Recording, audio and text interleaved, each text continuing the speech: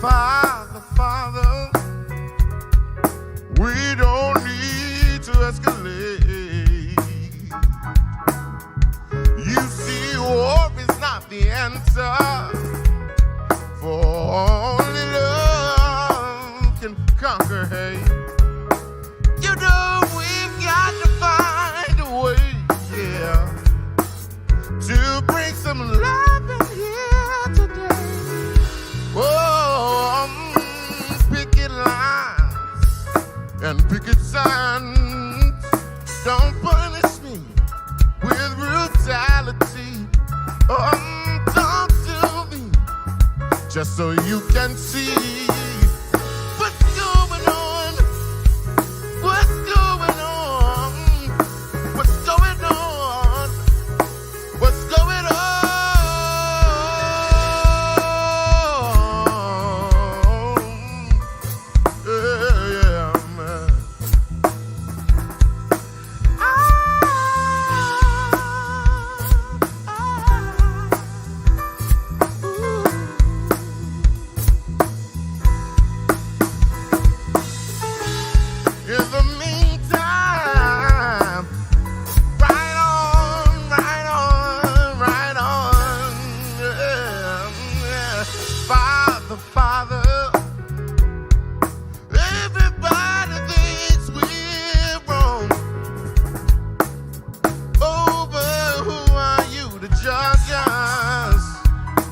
Just because our hair is long, you know we've got to find a way, yeah, to bring some love in here today.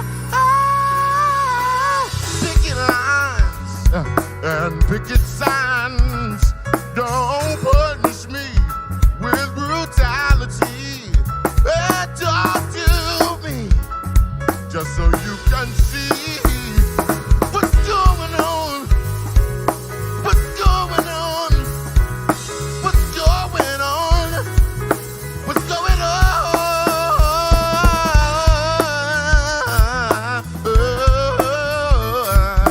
Yeah, yeah, yeah, yeah, yeah.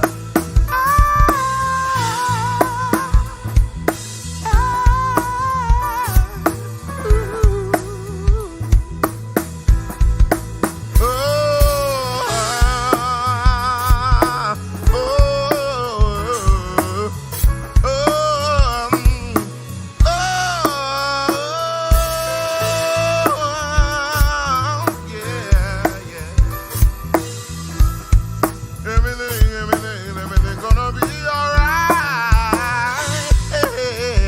Yeah. We gotta figure out what's going on. Yeah.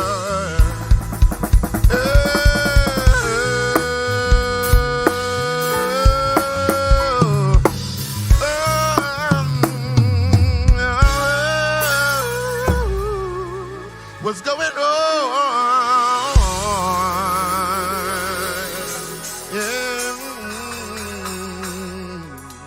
What's going on, everybody? Welcome to our Black History Moment here at Grove Church. Before we even start, I want to say Happy Black History Month, although we know that every month is filled with Black history. Tonight, we want to celebrate our past, present, and future. We will reflect on the great achievements and accomplishments that our ancestors have made. We will learn our history. So gather your family, gather your friends, and turn that volume button up. Let's take this journey together. First stop, let's stop to see Brother Josiah Henson. Let me tell you a story that you probably never heard before. You know, some folk actually say this story isn't true, but he made it a point to make sure his story was heard, and he was proud. His name was Josiah Henson, and he was born June 15th, 1789, in Charles County, Maryland. He was born a slave. As a child, he was sold to Isaac Riley, who later appointed him superintendent of the farm. It was really rare, but he always stood out from the rest, you know. He was the best Riley ever had. He was always strong and smart. With those two traits, boy, he was unstoppable.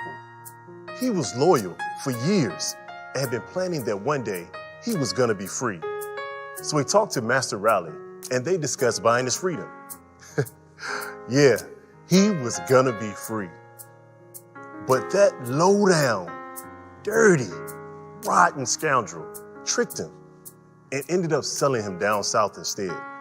Now listen, he had a wife and a family. He wasn't gonna chance losing them, so they fled north the summer of 1830. They passed through Ohio and New York, settled in Dresden, Ontario, Canada. There he became a preacher and a leader in the Afro-Canadian community.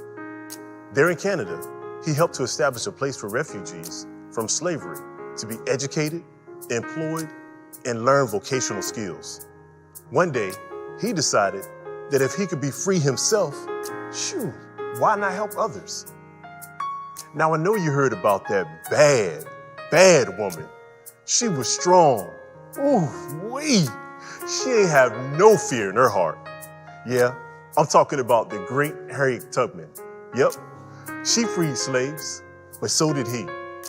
Yes, he too was a conductor for the Underground Railroad. He traveled back into the United States to help other slaves escape. Yep, he sure did.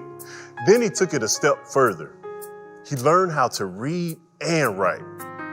Ooh, it was nothing stopping him now. He decided to tell his story and then his autobiography, The Life of Josiah Henson, formerly a slave, now an inhabitant of Canada, was narrated. And it was the first published in 1849. And you know what? That Harriet Beecher Stowe made a whole lot of money from her book based on his life. You know the one I'm talking about, Uncle Tom's Cabin.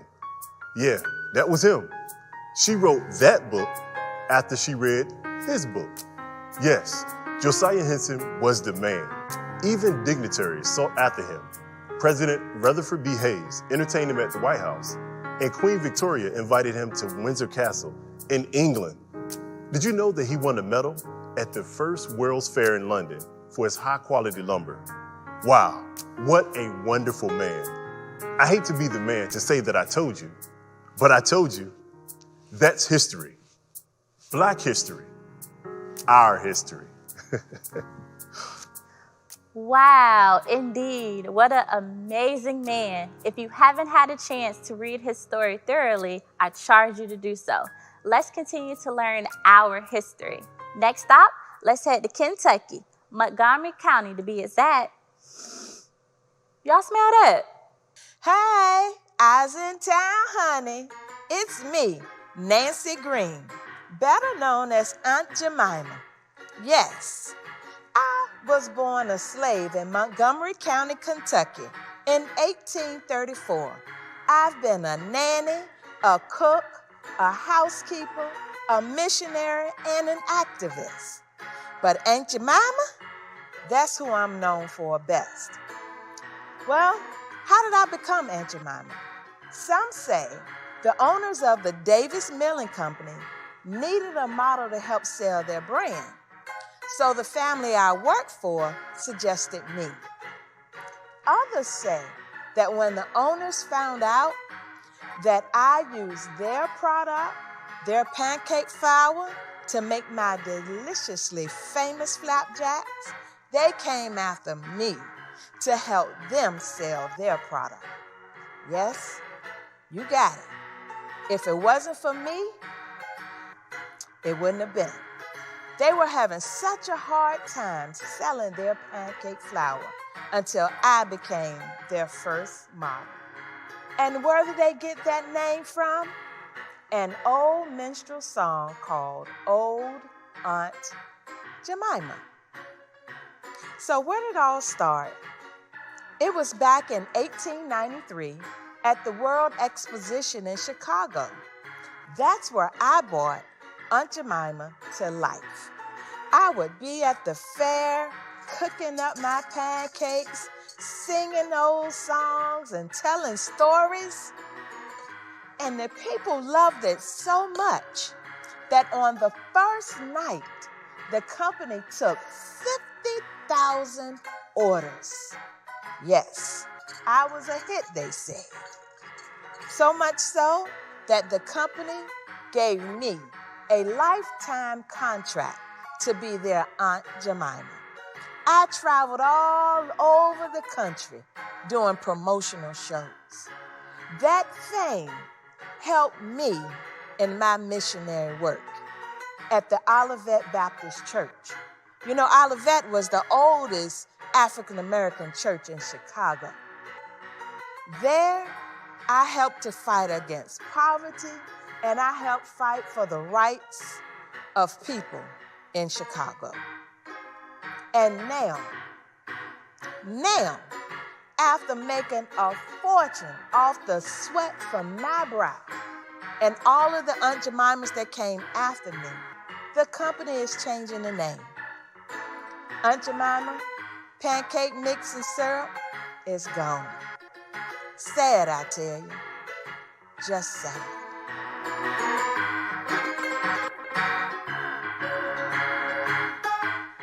Wee! I love me some pancakes. Ain't nothing like eating some good home cooking. You know what I'm talking about? Cooking with that motherly love. I'm sorry. I know. Let's get back on track. But don't act like you don't like some of the fresh pancakes now. Next stop. Am I hearing things? Or did I just hear the ice cream truck? Scott Joplin's reputation as a composer rests on his classic rags for piano, including Maple Leaf Rag and The Entertainer, published in 1899 through 1909, and his opera Tremonisha, published at his own expense in 1911. It was named after the Maple Leaf Club. Although the club's date is uncertain, it was no later than November 24, 1898, when the first Maple Leaf Ball was held. Tremonisha was well received when produced by an Atlanta, Georgia troupe on Broadway in 1972. Joplin and Ragtime's interest was stimulated in the 1970s by using his music in the award-winning Academy score to the film called The Sting. Joplin set the standard for ragtime compositions and played a vital role in the development of ragtime music. And as a pioneer composer and performer, he helped pave the way for young Black artists to reach American audiences of all races. After his death, jazz historian Floyd Levin noted, "Those few who realized his greatness bowed their heads in sorrow. This was the passing of the king of all ragtime writers, the man who gave America a piece of genuine native music." Since we're talking about music, let's just walk on down the Hall of Fame, shall we? You know, we have been known for so many things, and music has always been in our culture. Rhythm, melodies, harmonies. Nowadays, when people mention rock and roll, they never pay homage to the greats who have had a great influence in this. People like Little Richard, Rosetta Tharpe, Jimi Hendrix, Willie Mae Thornton, better known as Big Mama Thornton, just to name a few. But my favorite is one of the founding fathers of rock and roll, known for the famous duck rock, Mr. Chuck Berry. Chuck Berry was a songwriter and guitarist, and one of the pioneers of rock and roll music. Nicknamed the father of rock and roll, Charles Edward Anderson Berry was born on October 18, 1926 in St. Louis, Missouri. Berry was among the first musicians to be included into the Rock and Roll Hall of Fame on its opening in 1986. He was cited for having laid the groundwork for not only a rock and roll sound, but a rock and roll stance. Berry is included in several of Rolling Stone's magazine's greatest of all time lists. He was ranked 5th on its 2004 and 2011 list of the 100 greatest artists of all time. The Rock and Roll Hall of Fame's 500 songs that shaped rock and roll includes 3 of Berry's: Johnny B. Good, Maybelline, and Rock and Roll Music. Berry's Johnny B. Good is the only rock and roll song included on the Voyager Golden Record. Check this out. As if you played too close to the door, gone like a cool.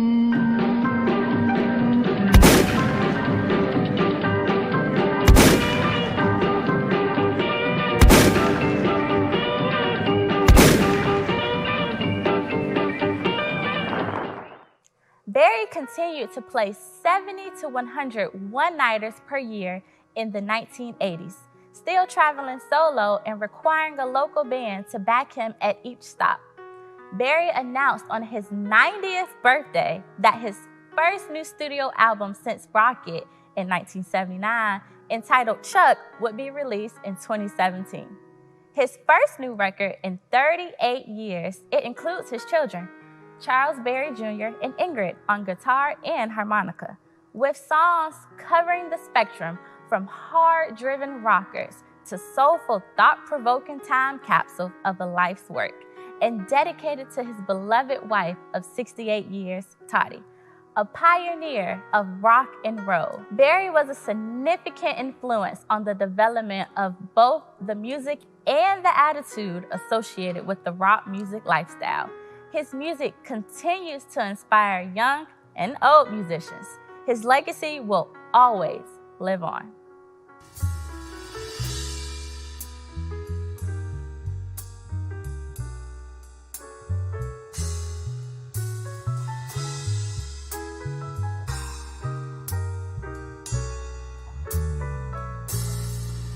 Them that's got shall have, them that's not shall lose.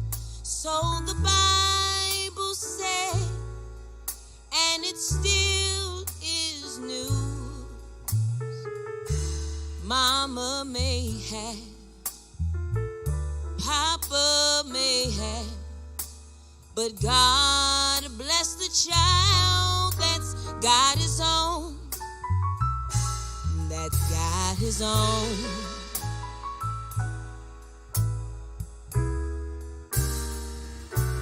Yes, the strong get smart, while the weak ones fade. Empty pockets don't ever make the grave. Mama may have, Papa may have, but God bless the child that's got his own. That's got his own.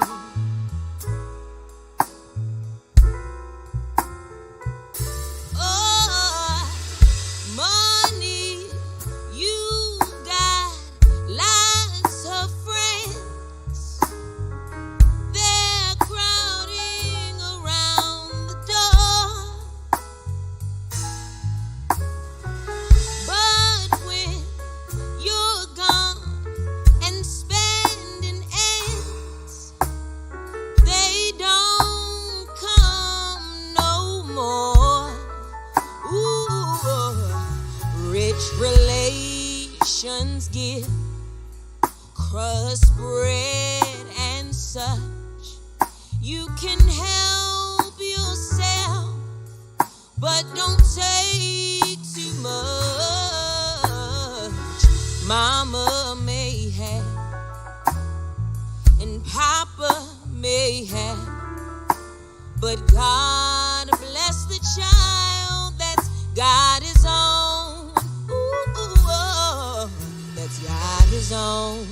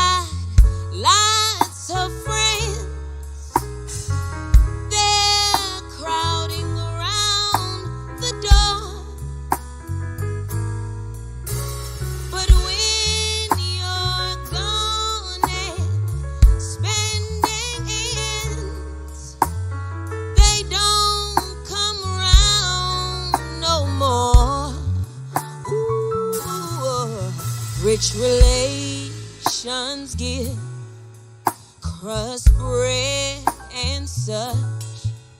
You can help yourself, but don't take too much. Mama may have, Papa may have, but God bless the child that's got his own. That's got his own. Yeah. That's got his own.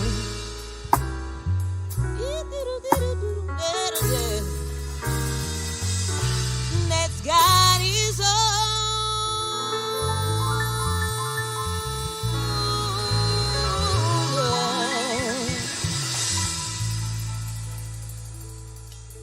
What you just heard was a famous piece entitled God Bless the Child, written by author Herzog and Billie Holiday.